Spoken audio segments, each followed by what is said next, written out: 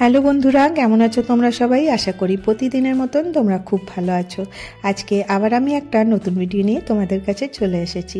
আমি প্রতিদিনই তোমাদের সাথে পুরনো কিছু জিনিসপত্র দিয়ে নতুন কিছু শেয়ার করি।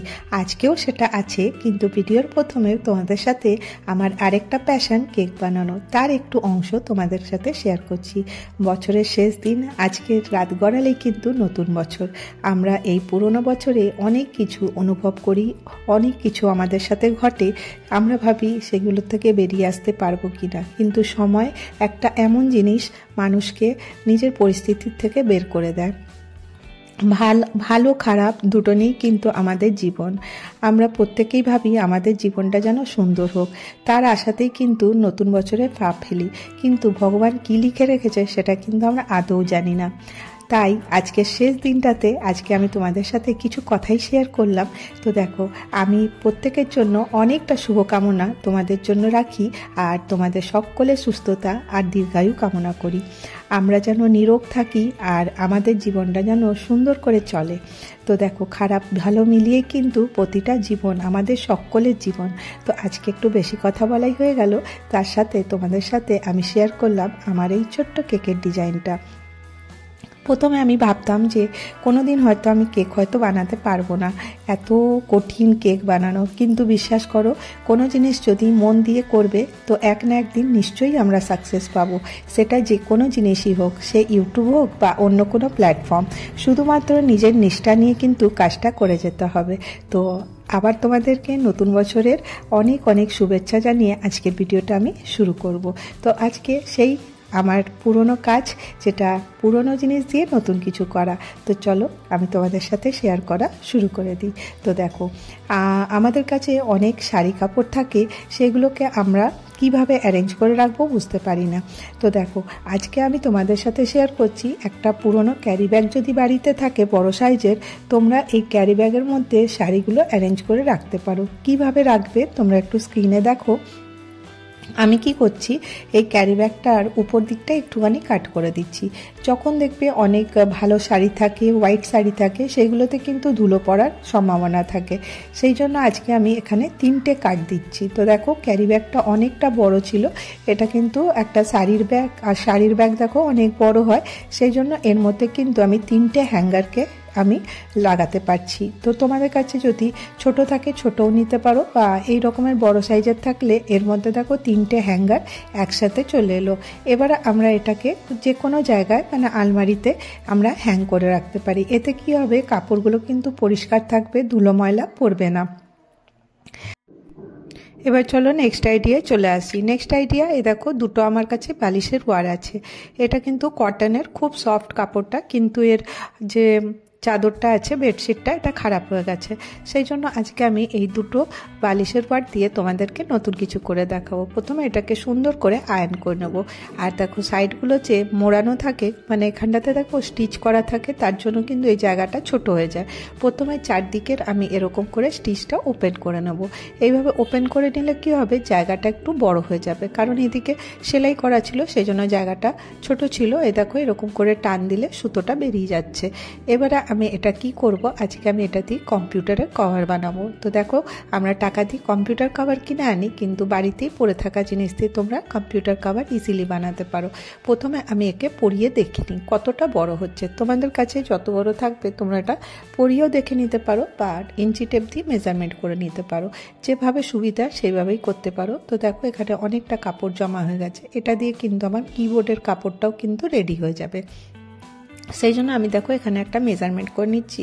কম্পিউটারটার মনিটরটা কত বড়, 13 ইঞ্চি ছিল, তো আমি 14 ইঞ্চি নেব, কারণ এটা স্টিচ করতে কিছুটা জায়গা নিয়ে নেবে।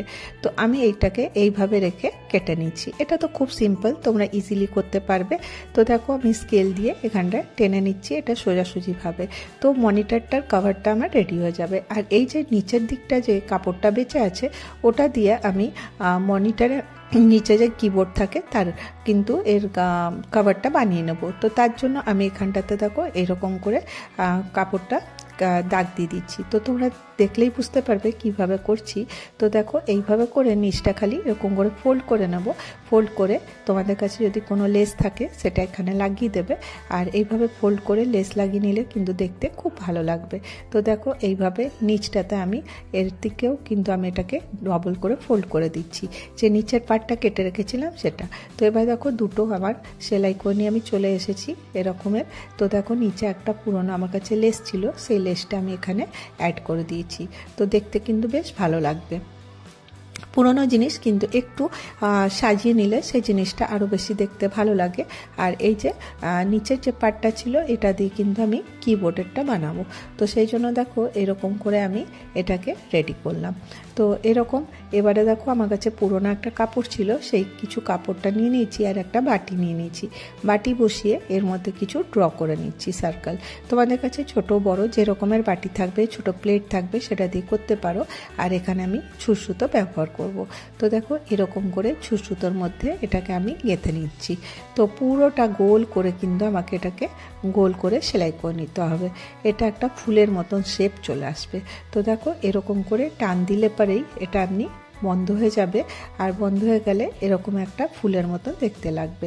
তো এরকম করে দেখো তোমরা প্রত্যেকটা জিনিস কিন্তু ফুলের মতন যে কাট করে রাখলাম সেগুলোকে ইজিলি ফুলের মতন বানাতে পারো। তো এরকমের দেখো টান দাও, আর টান দিয়ে এর মাঝখানটাতে দিয়ে এখানটাতে একটা নট দিয়ে দিতে হবে। তো দেখো এরকমের খুব সুন্দর একটা ফুলের মতন হয়ে গেছে। আর এটাকে আরেকটু সুন্দর করার জন্য আমি এখানে একটা পুঁতি লাগিয়ে দেবো। তো দেখো এরকম করে টান দিলাম, টান দিয়ে এটাকে ভালো করে গিট মেরে দিতে হবে যাতে না খোলে। ডবল করে লাগিয়ে দেওয়ার পরে তোমরা এখানে একটা হাত দিয়ে এগুলোকে একটু ঠিক করে দেবে। আর এখানটাতে একটা আমি পুঁতি লাগিয়ে দিচ্ছি। পুঁতি লাগিয়ে দিলে যে সেলাইটা এখানটাতে করা ছিল সেটা আর দেখা যাবে না, আর একদম সুন্দর কিন্তু একটা ফুলের মতন শেপ চলে আসবে। তো দেখো এগুলো খুব সিম্পল, বাড়িতে পড়ে থাকা জিনিস দিয়ে কিন্তু তোমরা এটা রেডি করতে পারো। কোনো জিনিস এমনিও রাখতে পারো, বা সেটাকে যতটা ডেকোরেট করবে সেটা কিন্তু তোমাদের উপর ডিপেন্ড করে যে তোমরা করতে চাও কি না। তো যাই হোক এরকম করে আমি 3-4টা ফুল বানিয়ে নিয়েছি, আর এইভাবে দেখো এর মধ্যে লাগিয়ে দিচ্ছি। এটা কিন্তু মেশিনে হবে না, ছুঁচ-সুতো দিয়ে হাত দিয়ে কিন্তু এটা করে নিতে হবে। তো এটা কমপ্লিট হয়ে গেল। তো দেখো এর কভারের মানে মনিটরের কভারটা দেখতে বেশ ভালো লাগছে। তো এটা আমি তোমাদেরকে পরিয়ে দেখাই কেমন লাগবে। তো প্রথমে দেখো এরকম করে আমি এই যে একটা যে বালিশের ওয়ার ছিল সেটার মধ্যে দেখো এরকমের আমি একটা লেস লাগিয়ে দিয়েছি। লেস লাগিয়ে দিয়ে এটার আমি স্টাডি টেবিলটার উপরে রেখেছিলাম, কারণ আমাদের কম্পিউটার রাখার টেবিল নেই। তো আমি এইভাবে অ্যাডজাস্ট করি, মেয়ের পড়াশোনার যে বুকগুলো আছে নিচে রাখি, আর এটাকে এইভাবে অ্যাডজাস্ট করি। তো দেখো সব জিনিসই যে থাকবে এর কোনো মানে নেই, বাড়িতে যা থাকে সেটাকে দিয়ে সুন্দর করে কিন্তু আমরা আমাদের প্রয়োজনীয় জিনিসগুলো রেডি করতে পারি। এবারে দেখো এর কিবোর্ডটাকেও আমি এইভাবে লাগিয়ে দিলাম। তো দুটো বালিশের কভার দিয়ে দেখো পুরো আমার সেটটা রেডি হয়ে গেল। তো এতে করতে কিন্তু একটা টাকাও লাগলো না, আর দেখতে কিন্তু বেশ ভালো লাগলো। তো দেখো আশা করি তোমাদেরকে এই ছোট্ট আইডিয়াটা ভালো লেগে থাকবে। তো দেখো ফাইনাল লুকটা কেমন লাগছে। আর এখানে আমি কিছু ফ্রিল দিয়ে দিয়েছিলাম। তো এটা একদম হয়ে গেল। এবার নেক্সট আইডিয়া চলে আসবো। এটা আরেকটা বালিশের ওয়ার। এটাকে দেখো কখনো কখনো কি হয়, আমাদের ছোট কুশানের জন্য কিন্তু আমরা বালিশের ওয়ারটা এইভাবেও ব্যবহার করতে পারি। যে কোনো বড় বালিশের কভারটা আমরা এইভাবে এর মধ্যে ফোল্ড করে রেখে ছোট বালিশের কভারও কিন্তু বানিয়ে নিতে পারি।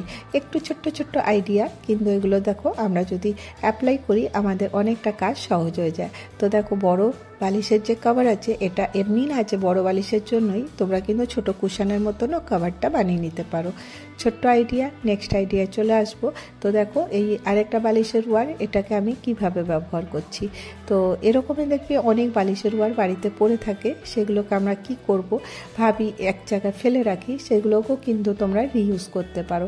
তো একটা হ্যাঙ্গারের মধ্যে দেখো এইভাবে আমি এটাকে লাগিয়ে দিচ্ছি, এরকম করে সেলাই করে নিচ্ছি। আর এখানে দুটো পকেট মাঝখান থেকে রেখে আর এখানে হ্যাঙ্গারের মধ্যে লাগিয়ে দিয়েছি।